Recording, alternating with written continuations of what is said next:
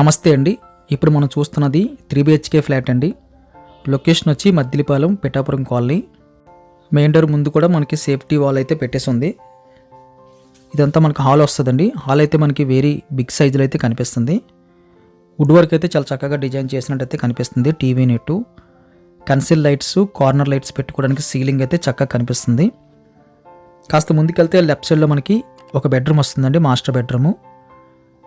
Large స్కేల్లో master bedroom కనిపిస్తుంది. 6x6 placement ఉన్నా సరే ఎక్కువ స్పేస్ అయితే కనిపిస్తుంది.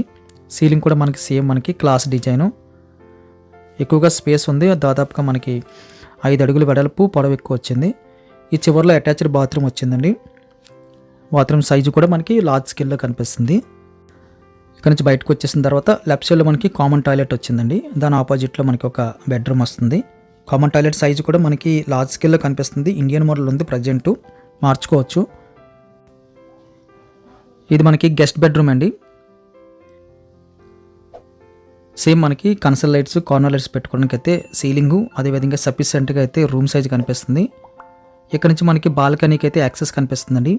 వెరీ లార్జ్ స్కేల్లో బిగ్ సైజులో మనకి బాల్కనీ ఏర్పాటు చేసుకున్నారు. ఇక్కడ రోడ్ అయితే కనిపిస్తుంది. ఇక్కడ నుంచి సైడ్ నుంచి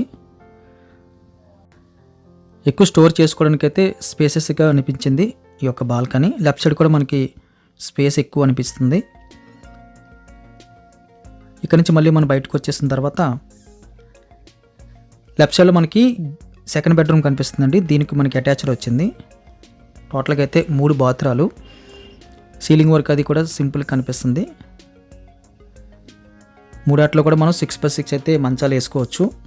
చివరిలో మనకి అటాచ్డ్ బాత్రూమ్ వచ్చింది.